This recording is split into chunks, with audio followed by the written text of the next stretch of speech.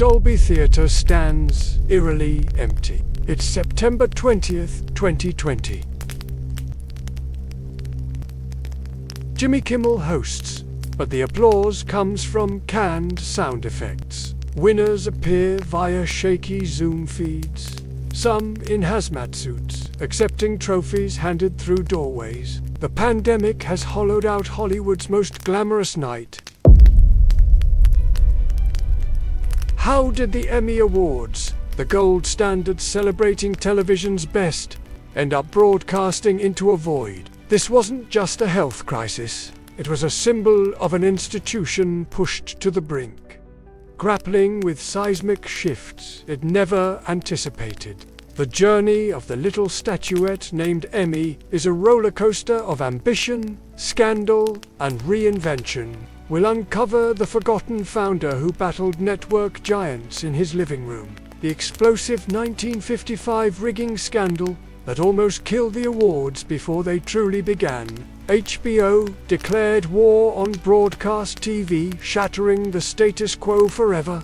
This is the anatomy of an icon, the story of how television's highest honor survived infighting and a global shutdown to remain the ultimate prize. Buckle up, the show is about to begin.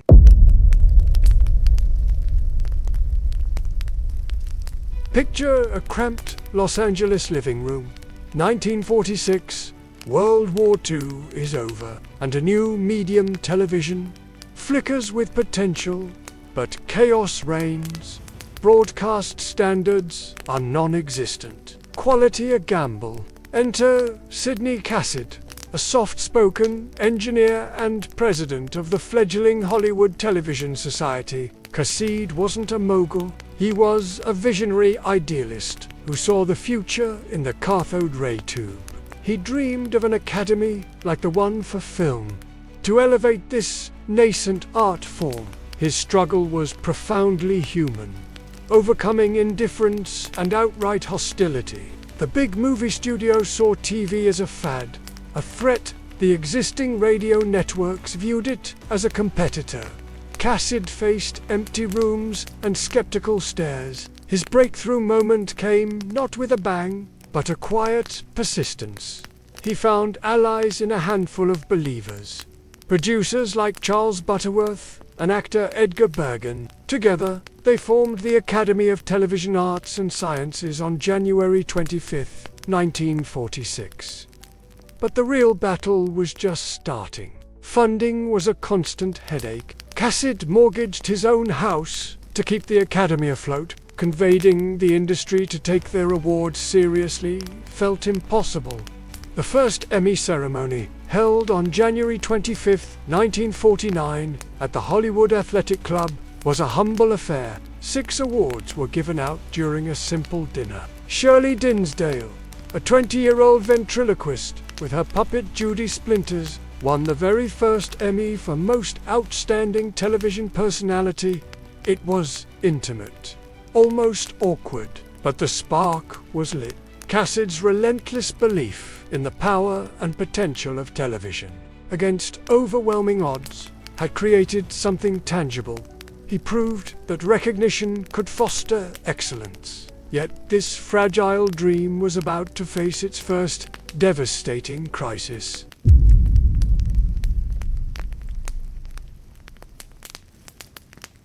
The 1950s saw television explode into American living rooms, and the Emmy Awards rode that wave.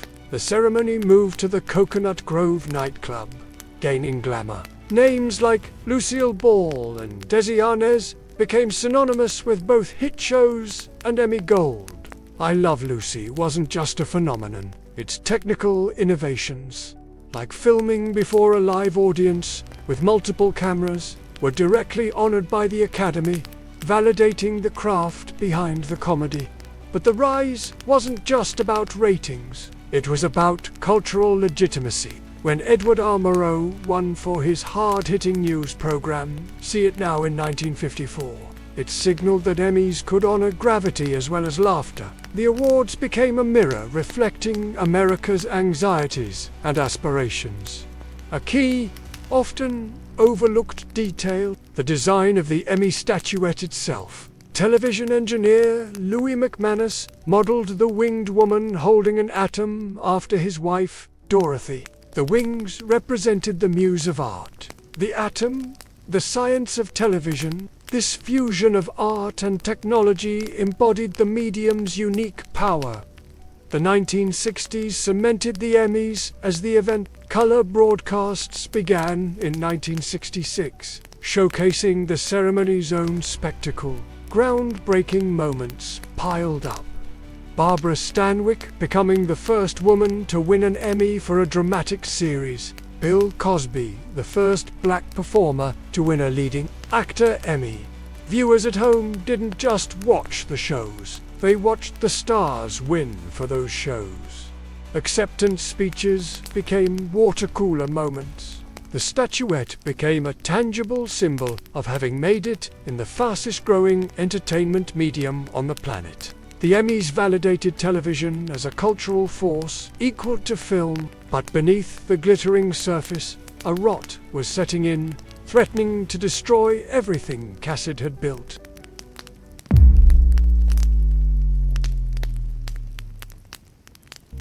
The bomb dropped in 1955. It wasn't an accident.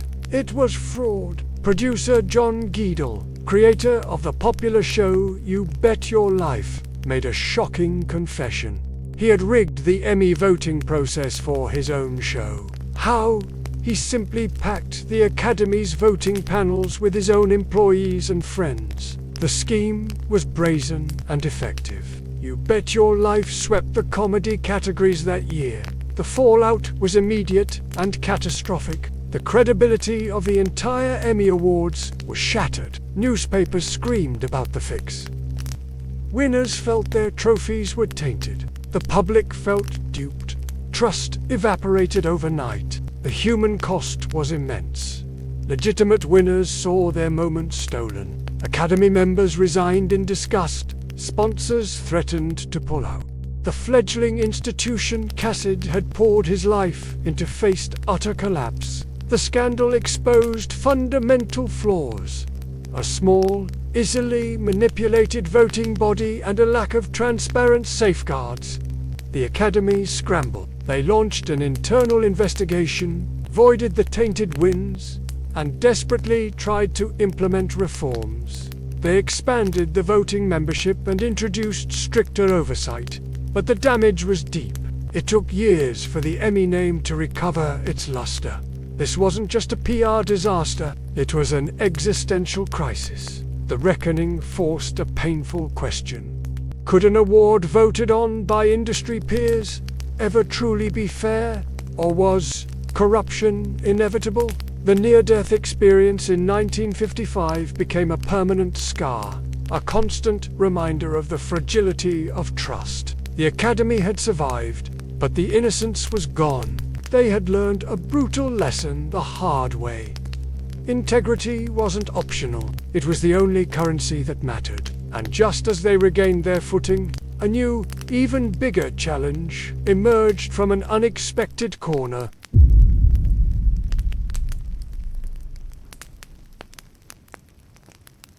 The broadcast networks ABC, CBS, and NBC had long been the undisputed kings of television, and by extension, the Emmy Awards. Their shows dominated the nominations and wins. But in the late 1970s, a challenger emerged from the shadows.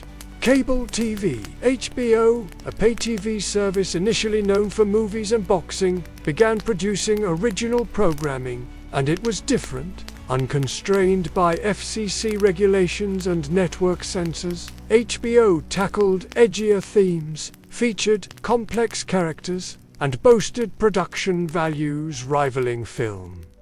The Emmys, initially slow to recognize this upstart, faced a dilemma: ignore HBO's rising quality and risk irrelevance, or embrace it and alienate the powerful broadcast networks. The moment of truth arrived in 1993. HBO's gritty prison drama Ours earned nominations. Then, in 1999, The Sopranos exploded onto the scene. It wasn't just a hit, it was a cultural earthquake. In 2000, The Sopranos won Outstanding Drama Series. Broadcast TV's monopoly was officially broken. HBO's victory sent shockwaves through the industry.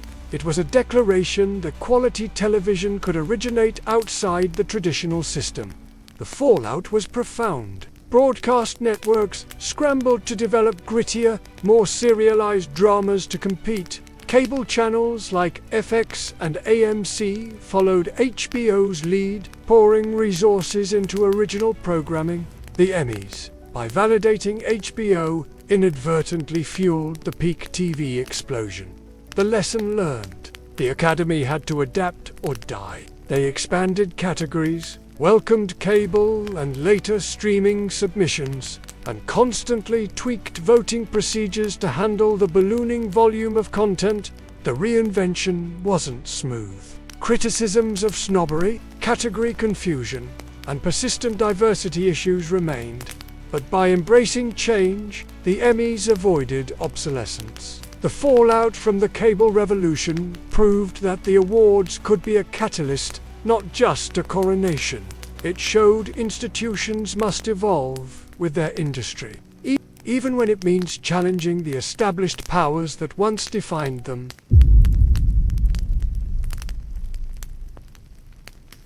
Today, the Emmy Awards stand at another crossroads. The streaming wars have fractured the television landscape into a dizzying array of platforms.